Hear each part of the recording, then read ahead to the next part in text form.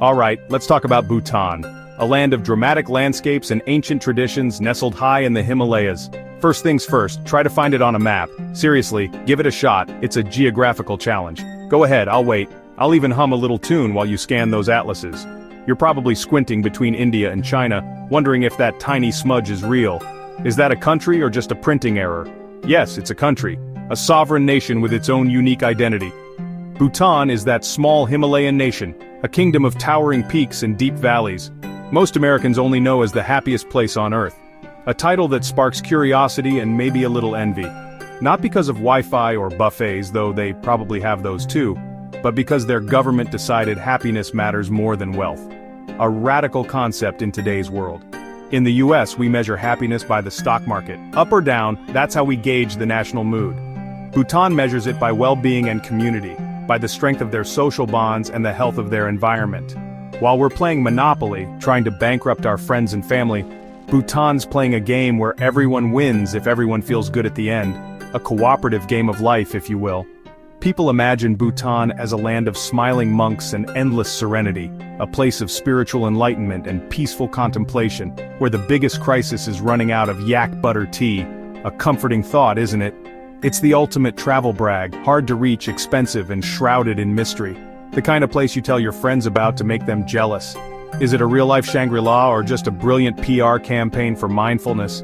A genuine utopia or a carefully crafted image? The truth is somewhere in the middle, as it usually is. Bhutan is trying to hold on to its identity, its traditions, and its unique way of life, while the rest of the world races to modernize, a delicate balancing act between progress and preservation. It's a fascinating experiment, and it all starts with one big idea: gross national happiness. A concept so bold, you can't help but be skeptical and intrigued. It makes you wonder, doesn't it? So, what exactly is gross national happiness, often abbreviated as GNH? It's a term you might have heard, but what does it truly mean in practice? It might sound like the latest yoga trend, something you'd find in a wellness magazine, but in Bhutan, it's not just a concept, it's the real deal, deeply ingrained in their society. The original idea came from their fourth king back in the 1970s, a visionary leader who dared to challenge conventional thinking. He proposed a radical notion that happiness is fundamentally more important than GDP or gross domestic product. Imagine a US president standing up and saying, "Forget the GDP, let's shift our focus entirely to the national vibe, to the overall well-being of our citizens." Chaos would likely ensue. The stock market would probably crash. But in Bhutan, GNH wasn't dismissed as a pipe dream. Instead, it became the country's guiding philosophy, shaping their policies and priorities. GNH is a holistic approach to progress. It's about seeing the bigger picture. It's about measuring not just financial wealth, but also the overall well-being and contentment of the people. Think of it as a national checkup, not just for the body, but for the soul. The government actually uses GNH to shape policy, constantly asking, will this policy or initiative genuinely make our people happier and more fulfilled? Will it protect and preserve our unique culture and fragile environment for future generations? Happiness in this context isn't about chasing constant euphoria or fleeting moments of pleasure. It's about creating the fundamental conditions for a good and meaningful life, a life well lived. It's about finding balance between material comfort and a deeper sense of meaning and purpose, between economic growth and the preservation of cherished traditions. Bhutan isn't claiming to be a perfect utopia, a land without any problems. They're just officially and very seriously making a conscious effort to prioritize the happiness and well-being of their people. Now compare that to the West, where we often find ourselves caught in a relentless pursuit of more, faster, and bigger. Bhutan, in a sense, stepped off the treadmill of endless economic growth and deliberately chose a slower, more thoughtful, and more sustainable path forward. It's a bold move, like turning down a high-paying promotion to spend more quality time with your family and loved ones. It inevitably makes you question your own priorities and the choices you're making in your own life. And maybe, just maybe, it's a philosophy worth considering and perhaps even emulating in our own lives. How do you measure happiness? Bhutan's answer: the 4 pillars of GNH. First, sustainable and equitable socio-economic development. Growth, but not at the expense of the poor or the planet. Second, environmental conservation. Bhutan's constitution requires at least 60% forest cover. forever. They're one of the world's only carbon-negative countries. Third, preservation and promotion of culture. Traditional dress isn't a costume, it's daily life. Their festivals, architecture, and customs are fiercely protected. Fourth, good governance. Accountable, transparent institutions. The king even introduced democracy, giving up power so people could shape their own future. These pillars aren't just ideals, they're the blueprint for every policy. It's a system designed for balance, not endless expansion. Simple in theory, tough in practice. But it's a radical experiment in building a society that values more than just money. While the world chases growth, Bhutan chases meaning. And that's what makes it so fascinating. It's not about being the happiest, it's about trying. And that effort alone sets Bhutan apart. Maybe that's the real secret. Entering Bhutan feels like stepping into another dimension where tradition is everywhere. Known as Druk Yul, the land of the thunder dragon, it's got the coolest nickname on the planet. The landscape is pure drama. Himalayan peaks, lush valleys, and fortress monasteries called zongs. The national dress is everywhere, men in ghost, women in kiras. It's not a costume, it's daily life. Imagine Congress in colonial breeches. That's the level of commitment. Food? If you think you like spicy meat, imadachi chilies and cheese. The chilies are the main event. Chilies go in everything. It's a culinary trial by fire. Buddhism isn't just a religion, it's woven into daily life. Prayer flags flutter, wheels spin, and compassion is a lived value. This isn't performative wellness, it's ancient, deep, and shapes every interaction. Bhutan's culture is vibrant, mindful, and fiercely protected. It's a place where tradition isn't nostalgia, it's identity. And that identity is everywhere you look. Even the food and clothing tell a story. In Bhutan, the past and present walk side by side, and that's part of its magic. Visiting Bhutan isn't like any other trip. It's an experience carefully designed to be unlike anything you've encountered before. From the moment you arrive, you'll notice a distinct difference in the atmosphere. You can't just show up. Spontaneity takes a back seat here.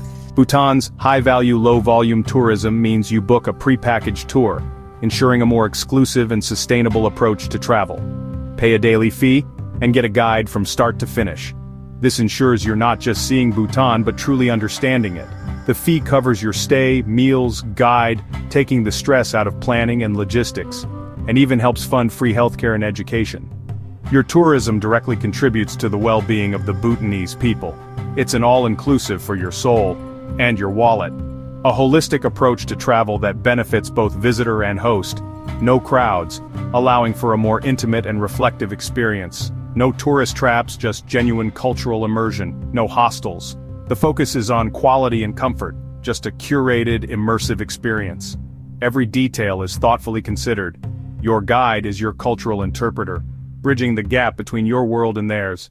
History teacher, bringing the past to life. And companion, building a connection beyond the typical tourist guide dynamic. You can't wander off ensuring your safety and respect for local customs, but you get access and insight you'd never find alone. Doors open that would otherwise remain closed.